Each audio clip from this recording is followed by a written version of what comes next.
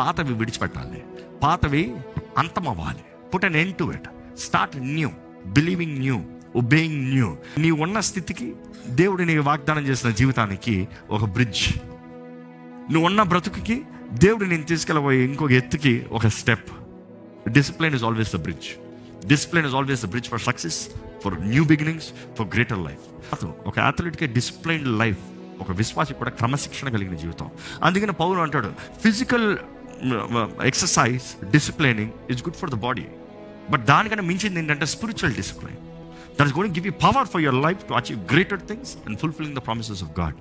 ఈరోజు మన జీవితంలో చూసినప్పుడు ఈ డిసిప్లైన్ లేకుండా బ్రతుకుతున్నాం. I'm challenging.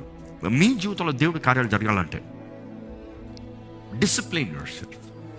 Discipline. You see, gifted alone is not going to fulfill God's plan. Without discipline, nothing, no gift is going to work. No calling is going to work.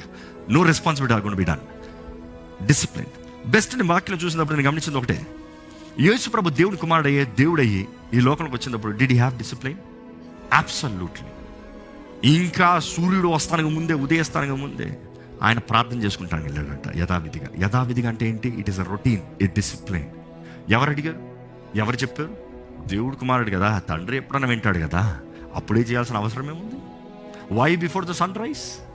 యేసు ప్రభు నరరూపధారికి వచ్చినప్పుడు, దేవుడు నరరూపధారికి వచ్చినప్పుడు అవసరమేముంది? దేవుడు కదా, ఎప్పుడంటే ఏదంటే అది అయిపోతుంది కదా. That is what we think, but Jesus showed a role model. ఆయన నరరూపధారికి వచ్చాడు కాబట్టి he never broke the principles of a man, of a human. He showed, hey, this is the power, this is the secret to the power. If you have to be a human and you have to be God spirit filled and live with power, this is what you need to do. A discipline. They were not shortcuts for Jesus himself, and today we ask God for shortcuts. మన discipline లేకుండా దేవునికి, దేవా నేను ప్రార్థన చేశాను కదా, చేసేయి. నేను ఉపవాసం ఉన్నా కదా, ఉపవాసానికి పవర్ అంటే ఆ పవర్ ఫుల్ఫిల్మెంట్ అంటే నీ లైఫ్లో డిసిప్లిన్ ఉండాలి.